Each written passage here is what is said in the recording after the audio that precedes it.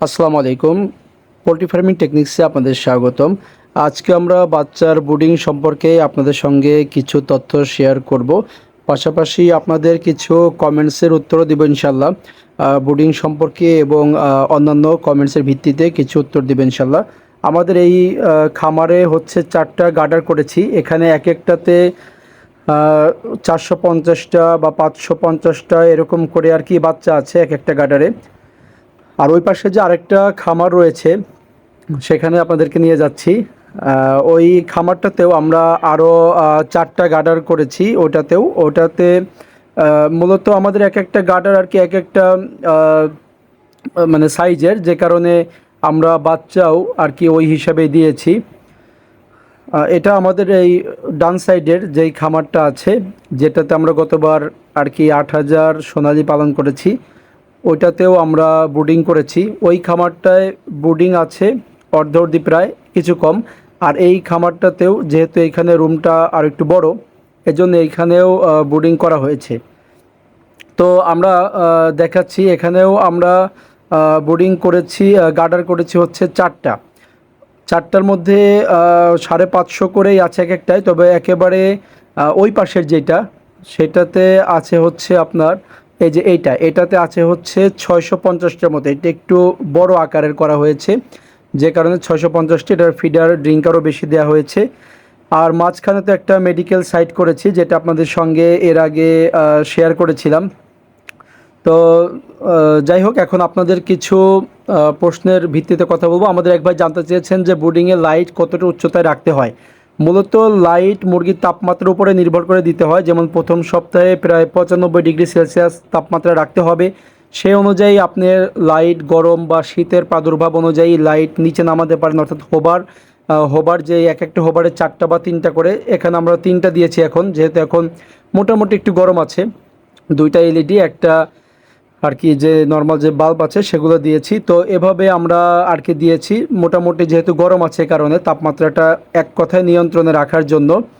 তো এভাবে আপনারা দেখা যায় যে গরম বা ঠান্ডা অনুযায়ী একটু নিচু করে দিতে পারেন, উঁচু করে দিতে পারেন।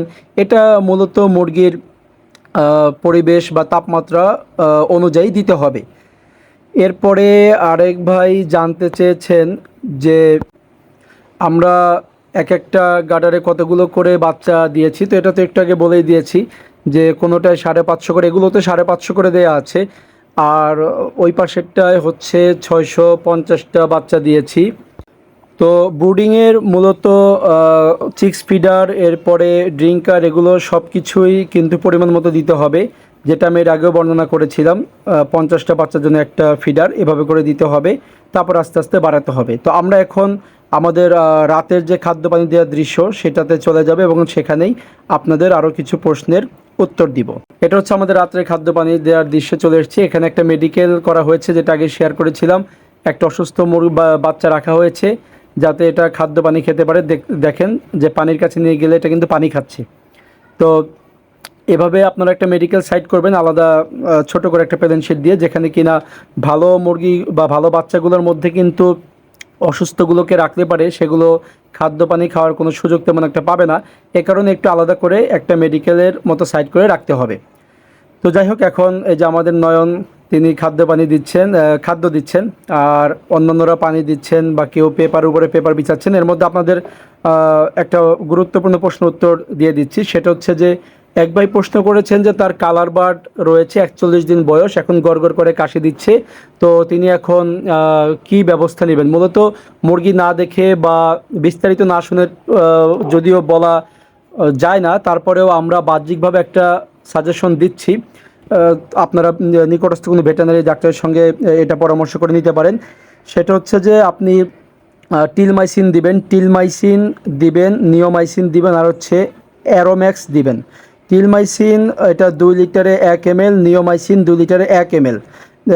টিলমাইসিন হচ্ছে 2 লিটারে 1 ml, আর নিওমাইসিন হচ্ছে 2 লিটারে 1 গ্রাম, যেহেতু এটা পাউডার ওষুধ। তো এভাবে করে দিবেন হচ্ছে 24 ঘন্টার পানিতেই, শুধু রাতের পানিতে। এর সঙ্গে যোগ হবে হচ্ছে অ্যারোম্যাক্স, এটা 5 লিটারে 1 ml। এভাবে করে মোট 5 দিন ট্রিটমেন্ট দিবেন। আরেকটা বিশেষ সতর্কতা বাণী, এখন তো যেহেতু বৃষ্টির একটা মৌসুম চলছে, এই সময় কিন্তু বৃষ্টি নামলে অনেকেই আছেন পর্দা নামিয়ে দেন, হয়তো 2-3 ঘন্টা ভুলে যান, এরপরে বৃষ্টি চলে যাওয়ার অনেক পরে পর্দা খুলে দেন। এতে করে কিন্তু গ্যাসের দ্বারা একটা ডিহাইড্রেশন তৈরি হবে, এতে করে কিন্তু আপনাদের মাচা বা ফ্লোর এগুলো কিন্তু ভেজা থাকবে এবং এখান থেকেই কিন্তু মূলত মুরগির বা বাচ্চার ঠান্ডা লেগে যেতে পারে। এজন্য ফ্লোর বা মাচা শুষ্ক রাখার অবশ্যই চেষ্টা করবেন। আর আরেক ভাই আমাদেরকে প্রশ্ন করেছেন যে আমরা বাচ্চায় কি কি ওষুধ ব্যবহার করছি সেগুলো যেন রেগুলার আপনাদের সঙ্গে শেয়ার করি। তো অবশ্যই আমরা ইনশাল্লাহ শেয়ার করব। আমরা এখন বাচ্চার ওষুধ হিসাবে দিচ্ছি হচ্ছে এফসি ভেট এবং এনএস ভেট সহযোগী হিসাবে। আমরা গত ভিডিওটি শেয়ার করেছিলাম, এটা আমাদের 24 ঘন্টার পানিতে 5 দিন চলবে। তো আপনাদের মূল্যবান মতামতের জন্য ধন্যবাদ। আপনারা ইনশাল্লাহ আপনাদের যে কোনো মূল্যবান মতামত আমাদের সঙ্গে শেয়ার করতে পারেন। আর আরেকটি বিষয় হচ্ছে যে খাবারের পাত্রগুলো কিন্তু এভাবে স্পোক আকারে দিতে হবে। এটাই মূলত আর কি মানসম্মতভাবে ব্রুডিং করা, যে যাতে করে কিনা বাচ্চা এর মধ্য দিয়ে হাঁটাচলাও করতে পারে এবং পাশাপাশি খাদ্য পানীয় যথাসম্ভব খেতে পারে। তো আজকের উপস্থাপন এ পর্যন্তই। আপনাদের যে কোনো জিজ্ঞাসা আমাদেরকে করতে পারেন এবং চ্যানেলটিকে সাবস্ক্রাইব করে আমাদের সঙ্গে থাকবেন ইনশাআল্লাহ। আসসালামু আলাইকুম।